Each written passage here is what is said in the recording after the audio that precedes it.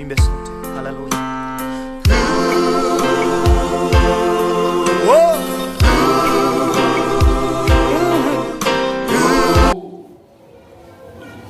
Nafundisha somo la matendo ya miujiza kwenye kanisa hili. Matendo ya miujiza. Maandiko yetu tunaye makubwa mawili, ni Mathayo 17:20 na kitabu cha Luka sura ya kwanza mstari wa 37. Mathayo 17:20, Luka 1:37. Hayo ni maandiko tunayosimamia sana kwenye somo la matendo ya miujiza. Luka inasema hakuna lisilowezekana kwa Mungu, na Mathayo inasema hakuna litakalokuwa haliwezekani kwetu. Kwa hiyo tuko na changamoto, kwa nini maandiko ya yale yanayozungumza kuhusu Mungu yanazungumza kuhusu sisi pia? Na kwenye somo hili nimefundisha sehemu 5, yani namba 5 za Kirumi. Sehemu ya kwanza nilizungumza miujiza ni nini. Tuliona miujiza ni nini. Sehemu ya pili nilizungumza kazi ya miujiza, kazi kama 5 hivi. Wewe ambaye kuwepo na hujapata package nzima, unaweza kuniona na ukaona jinsi gani tunaweza kukupatia ili upate vyote kwa pamoja. Kwa sehemu ya pili ni kazi ya miujiza. Sehemu ya 3, kwa nini maandiko yanasema hakutakuwa na lisilowezekana kwetu kama vile kwa Mungu, kwamba hakuna lisilowezekana. Na hapo niliwakilisha mambo 5 hivi yanayoonyesha kwa nini sisi tuna haki ya kuweza mambo yote kama Mungu anavyoweza mambo yote. Kwa sehemu ya 3 ilikuwa inajibia kwa nini maandiko yanatuambia hivyo. Yanasema yale ambayo yanamsemea Mungu yanatusemea na sisi hivyo. Sehemu ya 4 ninaendelea nayo, na nimebakiza sehemu ya 5 na mwezi unaishi. Sehemu ya 4 tunazungumza utendaji wa miujiza kupitia waamini, yaani jinsi Mungu anavyoweza kukutumia wewe katika kusababisha miujiza. Na hapa nimezungumzia maeneo kama 6 hivi. Leo nazungumza eneo la 7. Jinsi Mungu anavyoweza kufanya miujiza kupitia sisi. Kwanza nilisema kupitia mikono yetu. Na nilinukuu maandiko yanayosema kwa mikono ya mitume zilifanyika ishara sio za kawaida. Mtaweka mikono juu ya wagonjwa nao watapata afya. Kwa tuna maandiko ya kutosha yanayoonyesha mikono ya waamini waliompa Yesu maisha yao ni miujiza, sio ya kuchezea. Na nilibainisha kwamba iko mikono ya kutesa, kama maandiko yanayosema yule mgonjwa alikuwa anatokwa damu miaka 12 aliteswa kwa mikono ya matabibu wengi. Kwa mikono inaweza kutumika kutesa, na mikono inaweza kutumika kuleta miujiza. Ndio maana mtu ambaye hamuendani sasa upendi umpe mikono mshikane vizuri, unaweza kumpa tu vidole tu, kwa sababu ya power iliyoko kwenye mikono. Jamani, amini. Lakini pili tulisema muamini anaweza kutumia kwa miujiza kwa kupitia uwepo wake tu. Uwepo wake unaweza kutembelea sehemu hata bila kuombea mtu, lakini kitendo cha kwamba upo eneo hilo ni muujiza. Amina. Mwanamke aliyetokwa na damu, Yesu hakumuombea, ila alisikia tu anapita hapa, na Yesu alikuwa na safari yake, lakini huku anasafiri anaachilia miujiza kwenye maeneo anayopita. Kwa hiyo uwepo wako wewe sehemu ni muujiza. Kama unakaa na mgonjwa, ujue kitendo cha wewe kwamba upo hapo karibu na wewe mgonjwa ni muujiza. Lakini 3 tukasema kupitia matamko yetu. Sentensi fupi tu unaweza kutamka hata bila kusema kwa jina la Yesu. Maana umeokoka una Yesu, unaweza kuambia habari hame ibaida na ikatokea. Lakini 4 tukasema kupitia maombi na maombezi mazito. Na nilisema miujiza huwezi kuitenga na maombi. Hata huyo anayetoa tamko tu, hata huyo ambaye ni uwepo wake tu kuwepo sehemu anasababisha miujiza mara nyingi ni mtu wa kuomba, mtu wa maombi. Na nisema maombi ni sawa na kutoa jasho zito wakati wa amani, unazuia kumwagika kwa damu nyingi wakati wa vita. Mtu anayeomba sana anakuwa na kazi nyepesi sana mbele ya tatizo lililo mbele yake. Jamani, amina. Tuliona maombi na maombezi mazito, na nikazungumza kupitia kitabu cha Samueli wa kwanza sura ya kwanza. Tulikuwa na kitu kizito cha kusema hapa. Lakini pia hiyo namba 4. Tano, nilizungumza muamini anaweza kutumiwa kupitia Injili. Tulisoma maandiko kwamba kila muujiza mara nyingi ulitanguliwa na Injili. Kwa maana nyingine, kunyamaza kumsema Yesu ni kikwazo kimojawapo kwa nini miujiza tuioni leo. Tembea, naenda kwa watu wenye shida mbalimbali, waliolala mitandani, hawawezi, wana kansa, wana kisukari. Sema habari za Yesu, alafu ombea, alafu kesho njoo uone kitu Yesu ametenda. Tunaponyamaza kusema habari za Yesu, hicho ni kizuizi. Na nilizungumza kazi ya miujiza kule kama 6. Nilisema moja kazi ya miujiza ni kuondoa vikwazo vya Injili. Yaani ili Injili isipate bumps, isipate kizuizi. Kwa hiyo ili miujiza itendeke, tufunue vinywa vyetu, tuwaambie watu habari za Yesu. Na tuliona maandiko, mahali popote ambapo Injili ilihubiriwa iliambatana na ishara na maajabu. Haikutangulia miujiza ndio Injili ihubiriwe. Ilitangulia Injili alafu miujiza ikafanya. Na asubuhi nilisema wakati mwingine tunaomba sana, Bwana anaonekana kule tunataka kwenda kwenye Injili, ukaonekana ukiokoa, na tunaona tuchelewe kwenda, tuombe kwanza. Lakini nataka nikwambie mpendwa, umesahau ya kwamba Injili yenyewe ndio muujiza wenyewe. Yaani unapohubiri Injili tayari imebeba na miujiza yenyewe. Kwa hiyo nilieleza, mwamini ukitaka kutumiwa kwa miujiza, basi usiache kinywa chako kumsema Yesu. Utamuona Yesu akitenda mambo dhahiri wewe mwenyewe, hata kama una cheo kanisani. Jamani, amina. 6 nikasema kupitia mwamini anaweza kutumika kwa muujiza kupitia maelekezo maalum ya kiungu. Maelekezo maalum ya kiungu. Na tuliangalia mifano ya watu wawili tu. Tuliangalia mfano wa Musa, tukaangalia mfano wa Yoshua.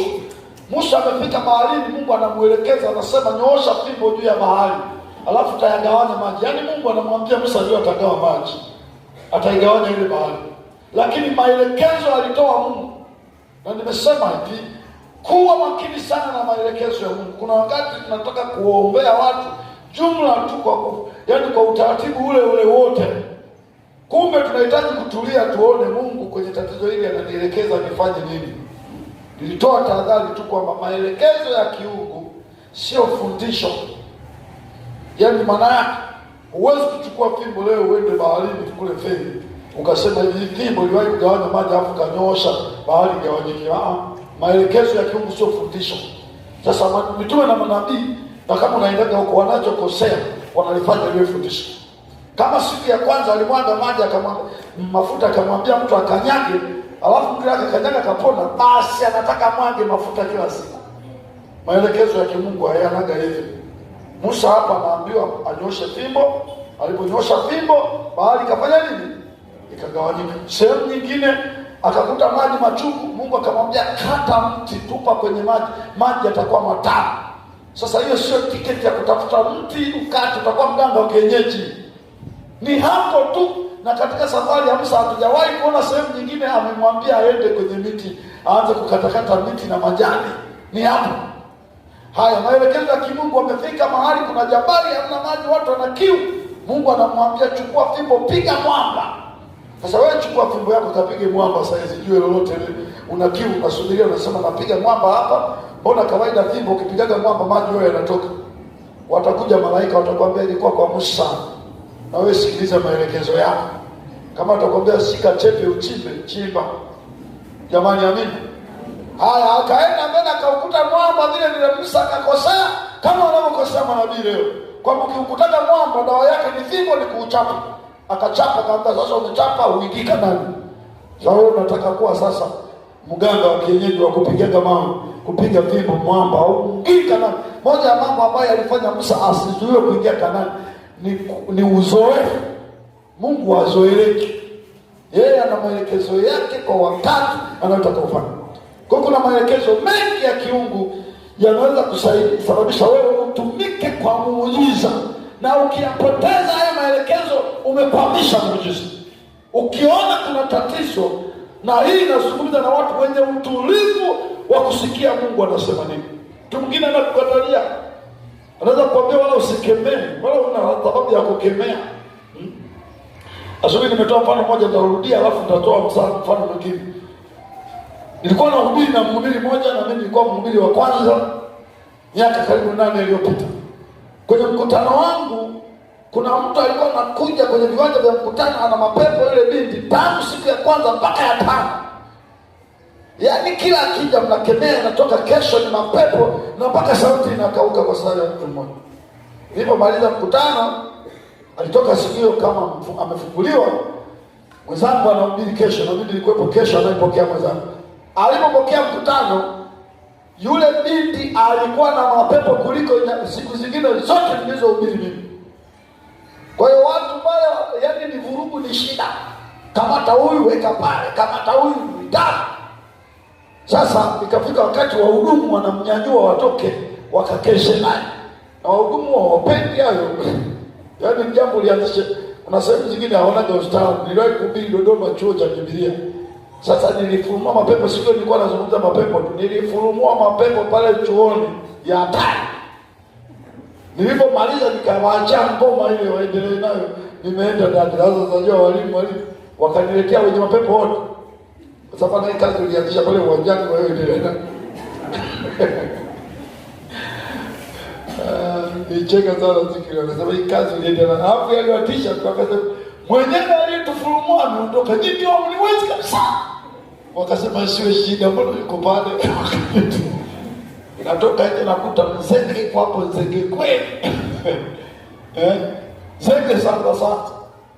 Lakini ukiwa unamuelewa Mungu, kuna vitu vingine hata ukaushi sauti. Sasa huyo mmoja hiyo binti, yule mhubiri alipoona wanambeba wampeleke kwenye chumba cha maombezi, akasema acheni hapa mwacheni. Akasema acheni. Akaombea wengine, akishaombea 3 4 watu wako wengi, anarudi kuangalia yule anaendelea. Bado anasumbua, yuko na watu hapa. Sasa yule jamaa, yule mhubiri sitamsahau, alisema neno moja. Mikaeli, leta fimbo huko, kuna mtu anasumbua. Yaani alinyosha mkono, sasa Mikaeli, leta fimbo. Mimi nikajua anaita malaika Mikaeli alete fimbo. Lakini yule binti amejua kuna mtu kwenye mkutano anaitwa nani? Mikaeli, na ametumwa kuleta fimbo. Akarudi akasema, yaani Mikaeli akifika na fimbo hapa hajaamka mtu atachangazwa. Kaombea wote, alipomaliza akaanza kurudi. Mikaeli, fimbo iko wapi? Binti akanyanyuka. Tangu siku hiyo hakusumbua tena. Mimi nilibaki nacheka. Yeye kaita Mikaeli, huyu binti anajua Mikaeli ni Mikaeli mtu. Yesa, Mikaeli, naomba fimbo, kuna mtu anasumbua. Binti amejua anaitwa Mikaeli hapa. Kuna Mikaeli yuko kwenye uwanja. Alafu tulikuwa tunahubiria kuna kichaka nyuma hivi. Akasema fimbo haziko mbali. Nakula fimbo za ukweli hapa. Na Tania anasema wacha nije fimbo, atachakaza mtu, mistaki kutani kabisa. Kwa hiyo mkutano wangu sitaki kutani kabisa. Mikaeli uko wapi? Hata hayo na yeye anaweza kuwa yalikuwa maelekezo ya kimungu. Lakini mtu mmoja nimewahi kuhubiri naye, nikamsikia mwenyewe anasema, pepo nikihesabu mara 3, wewe umeshatoka. 1, 2, 3. Akasema mchukueni mwacheni. Hebu hesabu 1, 2, 3. Kama hautahesabu miaka mpaka 500. Lakini anasema nikihesabu 3. Asante kwa jina la Yesu. Nikihesabu 3, uwe haupo hapo. 1, 2, 3. Tukanyanyuka. Asante Yesu, kapona. Sasa hiyo ni maelekezo ya kimungu. Bwana Yesu asifiwe. Tuliona Yoshua na maelekezo ya kimungu wakati mwingine yanaweza kuwa kama dhaifu. Yoshua anaambiwa mbele ya ukuta wa Yeriko, waambie hao watu wao wanazunguka siku ya kwanza mara 1 na siku 7 kiasi wao wanazunguka mara 1. Alafu siku ya 7 wazunguke mara 7 na ile awamu ya 7 ya siku ya 7 wapige tu nini? Kelele. Hivi unaweza ukamweleza mtu anayeelewa vita, alafu ukamwambia haya maelekezo yanashiba kusababisha ukuta wa Yeriko udondoke? Na watafiti wa mambo wa kale wanasema ukuta wa Yeriko ulikuwa mpana kiasi kwamba kwa leo gari mbili zinaweza zikapishana juu. Alafu Mungu anamwambia Yoshua kwamba sikiliza, huu ukuta mnaudondosha, yaani mnaudondosha kirahisi. Nyinyi zungukeni, sikapata mkizunguka naenda kulala. Kwa hiyo wakizunguka naenda kulala. Na askari wenye silaha nzito walikuwa wanalinda zile kuta, na wanajua Waisraeli wanakuja na ni wakorofi, na wameshayapiga baadhi ya makabila. Hasa hawa watu wanafika pale ni wageni, lakini ile ngoma ilikuwa ni nzito. Mungu akasema sikiliza, huu ukuta unadondoka. Sikiliza tu tutakavyosema. Toa maelekezo. Yale maelekezo Yoshua akayapata, anawaambia watu wakazunguka hivyo hivyo kama nilivyosema. Siku ya 7 ukuta walipopiga kelele wote chini. Jamani, amina. Muujiza umetokana na kusikiliza maelekezo ya nani? Na Mungu. Jamani, amina. Mtu Yordani hivyo hivyo. Yoshua anaenda kwa Mungu, Mungu anampa maelekezo. Anasema kuhani wabebe sanduku watangulie mbele. Alafu safari hakuna woga, ingieni kwenye maji. Ile maji nataka yatatue miguu, ndio muda huo yatagawanyika. Sio na yagawanya mapema, mtaingia kabisa. Yaani yataanza kujatua na miguu kidogo, alafu hapo kitu kitatokea. Jamaa anatoa maelezo akasema, lakini makuhani mtangulie mbele, mbebake na sanduku. Alafu mkibeba sanduku muingie mazima kwenye maji. Wale jamaa wametoka wanaingiza miguu kwenye maji, na Biblia inasema Yordani imejaa mpaka kwenye kingo zake. Na ni mto unatisha, usifanye mchezo. Lakini walipoingia ile kama wanataka kuzama, ndio mto Yordani unaachia njia, wakapita mpaka ng'ambo. Jambo la 7 au jinsi Mungu anaweza kutumia kwa sehemu, jinsi Mungu anaweza kutumia kwa miujiza katika sehemu ya 7. Eneo la 7 tumesema maelekezo ya kimungu ilikuwa ya 6, 7. Ya 7 ni kupitia maamuzi magumu. Kupitia maamuzi yako magumu. Na maandiko 5 watu wa Mungu nataka nisome hapo, lakini kwa haraka naomba nisisome. Nitakupa tu mistari nisome. Hakuna wakati ambao Mungu aliwahi kumtumia mtu legelege. Narudia tena.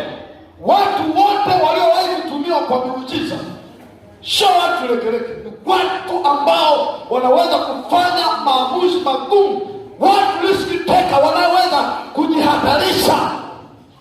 Unapotaka utendee muujiza, sio kitu kirahisi, sio kitu kirahisi. Kupe mifano miwili ya maisha yangu.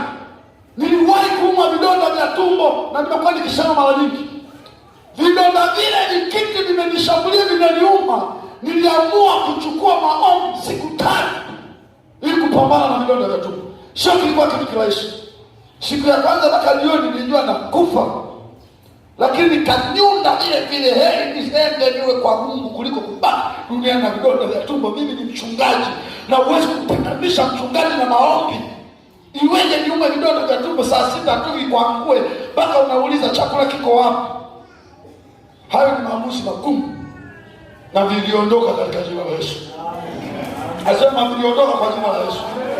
Wakati mwingine tena nikaumwa. Mzangu alikuwa mbele, nakumbuka kipindi hicho. Niliwahi kuumwa. Naumwa malaria kesho kwa malaria, nimelazwa Buguluni pale, alikuwa yupo mama Chale, nikalazwa pale. Nimetoka pale nimeenda hospitali ya Tumaini, ndani dawa zinagoma.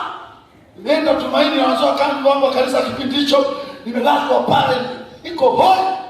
Siku moja wametoka hata kumtibu, wameniwekea dripu ile kakidondoka katone kamoja hivi. Unaweza ukaenda mpaka Pugu, unarudi ndio kanadondoka katone kapili. Nimetesa muda mrefu ile dripu, niko pale. Nimechoka, unajua nimechoka. Siku moja nakumbuka niko mle na sababu zangu kwa sherehe, mimi tu. Tunajua wanakuja wanakuona, alafu wanaondoka zao, wanakuacha na madripu yako hapo. Hata kama wanakupenda waruhusu kukupokea dripu, unabeba mwenyewe. Baadaye tena akaja mwingine, si akazidisha kufungulia, ikaisha kabla daktari hajaisha. Baadaye damu ikawa inapanda, inatoka huko inaenda kwenye dripu. Nimetoka hapa nimerudi bado naenda hapa naishiwa nguvu. Nikatoka ngine walikuwa wanajua mkaka daktari wao Mwananyamala. Kaenda Mwananyamala. Pale wakanicheka wanaongea Kiingereza, wanaongea Kiingereza cha daktari cha kuchanganya hivi sisikii. Lakini nasikia kwamba hii kama nini itabidi aende India bila wasikiliza. Kafanya vipimo pale baadaye. Akasema sawa, sasa itabidi arudi siku fulani. Nikaenda siku nikaomba nihubiri dakika chache tulihubiri kitabu cha Yoshua. Nikavimba madhabahuni. Nikasema sipandi pipa kwenda India kutibiwa. Nitapanda pipa kwenda India. Na nakumbuka nilikimbia kwa mguu mmoja kutoka hapa mpaka kule. Na ilikuwa ndio mwisho wake wa kulegea, ilikuwa ndio mwisho. Na naendelea kuimarika kweli. Sio nataka jasho hapo kaapi haka. Unaongea jasho kidogo haka kaapi haka. Kilo zipo lakini afya ipo. Maana kuna unene wa ugonjwa, huu unene sio ugonjwa wa baraka huu. Lakini lazima ufanye maamuzi magumu. Jamani amina. Mungu anatumia watu wenye maamuzi magumu. Unaongeaje maneno hayo watu wanaenda India kila siku? Ndio maana nilizungumza kwenye peji yangu kwamba acha kuimba wimbo maadamu ulimwengu mzima unaimba. Hata kama wote wanaimba wimbo mmoja, wewe imba wako. Usiimbishe tu nyimbo. Imba wako.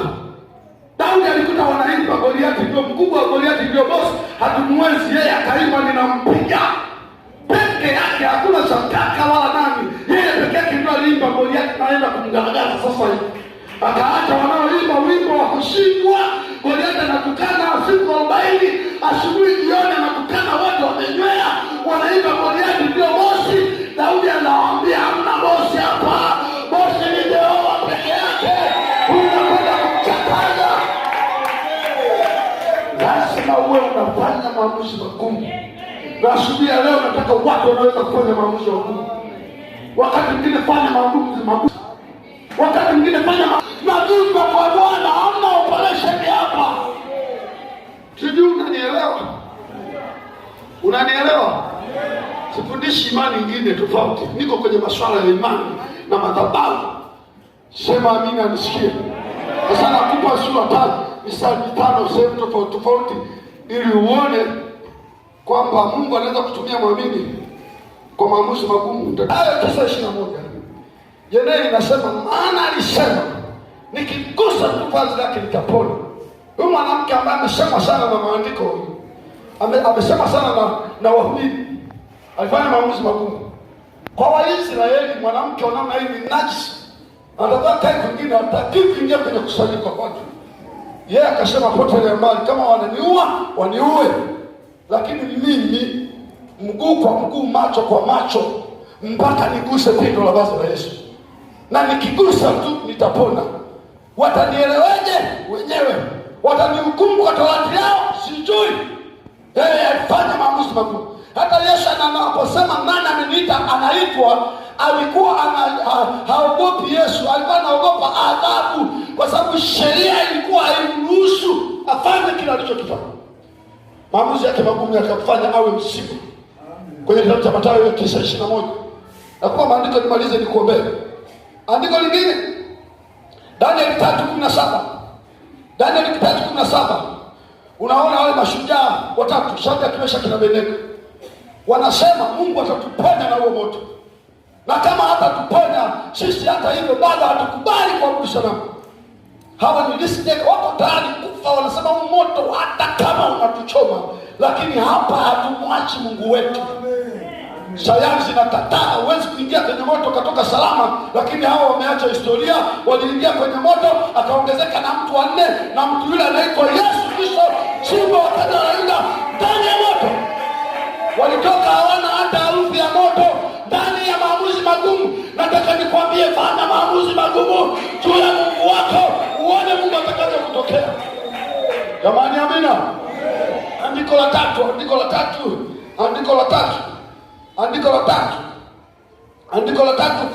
Wafalme wa pili 7:4. Na hii nimeshaieleza. Daudi, Wafalme wa pili 7:4. Unamwona Daudi jinsi ambavyo anapambana na Goliathi. Wote wanaogopa, lakini Daudi anafanya maamuzi magumu. Goliathi alikuwa anatisha. sio kidogo. Imani inatafsiriwa katika mambo mengi, lakini kwa muda niliohubiri nchini na kutembea na Yesu, mimi nimeongeza tafsiri nyingine ya imani. Nimeongeza tafsiri nyingine ya imani. Na inakubalika kabisa, hata nikutana na theolojia wataikubali. Na hii ni kuendelea mbele pamoja na woga. Imani ni kuendelea mbele pamoja na woga. Yaani wewe mwenyewe, kuna mtu mmoja aliniuliza hivi. Alikuwa tena yuko hapo, aliniuliza somo. Nilikuwa nafundisha somo la maombi. Akisema, hivi mchungaji, umesema Petro akiwa amewekwa gerezani, kanisa lilimwomba nani? Mungu. Inakuweje Petro anatokea, anagonga, alafu anasema ni malaika wake hawaamini? Nikasema mambo anayetenda Mungu. Huwa wakati mwingine tunaomba lakini hatuelewi atatendeje. Akitenda lazima tushangae. Ukisikia mtu anasema mimi Mungu kufufua wafu, naonaga wawili wengine, mimi kufufua wafu Mungu, hata mimi sishangai. Uongo huyo. Hata kumuuliza hata aliyetulia kimya amezimia. Sishangai. Mungu kufufua wafu mimi sishangai. Wewe nani usishangai? Mambo anayetenda Mungu yanatushangaza. Tunaomba ni kweli, lakini wakati mwingine ubinadamu upo. Tunaomba Mungu tupe hela, tujenge kanisa la kisasa linaloingia watu 2000. Ukiangalia kwenye pato unasema ni pato hili kweli. Kanisa litajengwa, lakini unaendelea hivyo. Unaendelea na niwaeleza kwa wakati wanazungumza kuhusu umuhimu Kristo kuomba. Mungu anachambuaga mwenyewe unapoomba. Kuna makorokoro mengi sana kwenye maombi kule. Haya wengine anachambua, anasema huyu ni mtoto, anachambua anatupa kule, lakini huyu anataka mtoto. Anachambua mengi, lakini maombi mengi yana makorokoro, maombi mengi. Yana vitu tungine kwa kibinadamu ambapo tungine ni kwa sababu ya ukoo nikozaliwa, basi tungine analia kwa sababu ni muonge, amedekezwa, aliishi na bibi, anatutoa anaweka pembeni. Lakini anajua sentensi iliyonyooka, huyu bwana amechoka na ndoa hii. Sentensi iliyonyooka, huyu bwana anataka kazi. Lakini umondaji vingi tu. Vingine kama vivivu, mbona ulimpa kazi fulani, kwani kazi yako kumpa kazi yule? Vingi tu anasema hii hapa ana kijicho. Yeye ni baba, kama vile watoto wanaweza kutuambia, mimi Facebook wangu ananijia na ujinga wiki sana. Sasa ile nakana kasika. Lakini unakuta tukikao sasa, lakini mtoto wetu. Sasa haya tunakutumia sasa hivi. Lakini niko na kwa Mungu baba yako huko hivyo. Nasema tena huko hivyo. Maombi ni kuendelea mbele, imani ni kuendelea mbele pamoja na woga. Woga unakuwepo, lakini unamshinda kwa kusonga mbele. Unamshinda kwa kusonga mbele. Unamshinda kwa kusonga mbele. Maswali mengi, ili itakuweje? Wewe unasema itawezekana. Itakuweje iko 20? Wewe unatembea na itawezekana moja. Itawezekana moja. Baadaye kuna kitu kinatokea. Jamani, amina. Kwa hiyo hilo andiko tunamuona jinsi ambavyo Daudi, kijana mdogo tu, Goliath amesimama mbele, anatisha, mzoefu wa vita, ana zana nzito za vita, lakini anatamka maneno, anasema Mungu atatupigania tu. Hii jeshi la Mungu nalotikana, Bwana atakupiga, utapigwa leo kwa mikono yangu. Ameshika zana dhaifu, yule ameshika zana zenye nguvu, lakini anaendelea. Kila kiliangalia nasema, lakini kichwa chake kila kilisogelea, na yale meno akilishogelea, anapotezea. Yanataka kukomana maneno ya Mungu. Nitakupiga, nazungusha kombeo huku, anaendelea, jamani kija linilalie hapa, natoka hivi, lakini anazungusha. Mungu akaona aheri huyu anasubutu kuliko yaliyokaa chini. Alifanya maamuzi yote magumu, wote kumpigania huyo. Akashikilia ile kombeo, zungusha mwanangu hivyo, zungusha mwanangu hivyo, kupiga, akanyoosha ile kokote iende kwenye jicho, iende pale. Lakini maamuzi aliyofanya Daudi yalikuwa ni mgumu, mpaka naonywa. Sauli anasema wewe utapotea. Unapoona anasema Daudi alikuwa mzuri, unaanza kujiuliza uzuri unaingizwaje kwenye mambo ya vita?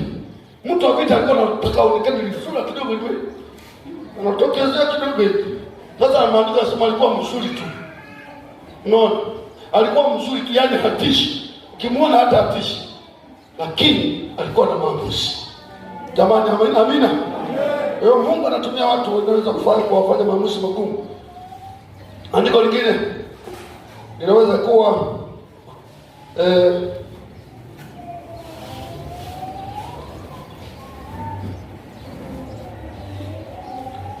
la nne ni Samueli wa kwanza samani hiyo Samueli wa kwanza 17:45, Samueli wa kwanza 17:45, hiyo iweke kwenye hayo maelezo niliyoeleza. Samueli wa kwanza 17:45. Alafu Wafalme wa Pili 7:4, hiyo inazungumzia wagonjwa wa ukoma. 4, Israeli ilikuwa ina njaa na maadui wameizunguka Israeli, hawana kwa kwenda. Wakoma 4 walikuwa wako nje ya mji, wamewekwa kule kwa sababu ya ugonjwa wao. Ilikuwa ni kanuni yao, mgonjwa wa ukoma atakiwa akae mjini, akae pembeni, na mtu akimpelekea chakula walikuwa wakusanya, anamwekea sehemu tu, alafu mgonjwa yule anafuata na kuchukua kile chakula, wakusanya vyombo, atavikuta hapo hapo kesho. Wamechokwa, hawana thamani, wamekaa nje kwa mji. Israeli iko kwenye vita, kuna njaa na wana vita, wanakula mpaka watoto. Wamama wanaosema wana huruma, lakini walianza kula watoto kwa zamu, na Biblia haisemi wanaume nao walienda kula, walikula wenyewe mama. Sasa mama ikimuuma njaa shetani, lakini walikula watoto wao wenyewe, na ugonjwa waligombana wenyewe. Jana walikula mtoto wa Neema, sasa imefika muda wa kula mtoto wa Shunju. Neema Shunju anakataa wakati amekula mtoto wa mwenzie. Sasa kesi ikawa kubwa, mpaka mfalme amevaa magunia, hana majibu. Lakini walikuweko watu waliopuuzwa pembeni, 4 wagonjwa huko. Na kueleza leo, hata kama umepuuzwa, umetupa pembeni huko, unaonekana sio kitu katika jamii yako, lakini ukiwa na maamuzi magumu, kuna siku utaingia mjini. Nasema kuna siku utaingia mjini, utaingia katikati ya vikao vya waliokupuuza. Wale jamaa wamekaa kawaza, tukikaa hapa tunakufa, tukienda mjini tutakufa. Ama andiko ni ya muhimu sana, ya muhimu sana, kwa maana ya kwamba hata kama hutaki kumwamini Mungu, kuto kumwamini Mungu kwenyewe hakuwezi kukuacha salama. Heri jitose tu, maana ndio usalama wako. Wala wakasema tunaenda mjini, linalotokea ndio hilo hilo, na sisi tunawaelekea maadui kabisa waliko, tunaenda kwa face uso kwa uso. Walipofanya maamuzi katika kitabu hicho cha Wafalme wa Pili sura ya 7, walipofanya maamuzi hayo magumu, Mungu akashikilisha vishindo vya miguu yao. Mtu mwenye maamuzi magumu, unaweza ukaa na kitu kidogo, Mungu anaongeza kinakuwa kikubwa. Narudia tena, mtu mwenye maamuzi magumu, unaweza ukaa na kitu kidogo, Mungu anaongeza kinakuwa kikubwa. Wakati wanatembea, vishindo vikashikizishwa. Watu wanaona kama kuna tembo wanakuja hivi, kuna magari ya farasi wanakuja hivi, wakaanza kutupa vyakula, wakasababisha chakula sio chao tu na cha Waisraeli. Hivi nafikiri walitengwa tena wakae nje ya mji wao? Unatengeza aliyokusababishia ubwabwa. Wakawa sasa wana heshima yao. Heshima imeletwa na wagonjwa huko. Wewe unaweza kujiona ufai, umetengwa nchi, kuwa na maamuzi magumu. Mungu atakutumia wewe kwa ajili ya mambo makubwa, na haya mambo yatakupa heshima. Andiko la mwisho la 5, andiko la mwisho la 5, kitabu cha Mathayo 14 mstari wa 28 hadi 29. Mathayo 14 28 hadi 29. Mathayo 14 28 hadi 29. Utaona habari ya Petro. Yesu anakuja, anatembea juu ya bahari. Petro anamwona Yesu anatembea juu ya bahari. Petro anasema, Bwana, na mimi nataka kuja, kama ni wewe niruhusu nije. Yesu anasema njoo. Alipomwambia njoo, Petro akatoka chomboni, akaingiza miguu yote miwili, sio mmoja. Kachomoa mguu wa kwanza, kaingiza kwenye maji, kachomoa na mguu wa pili, kaingiza kwenye maji. Alafu akaanza kutembea. Wanafunzi wanamtazama. Sitaki mstari wa 30 ambao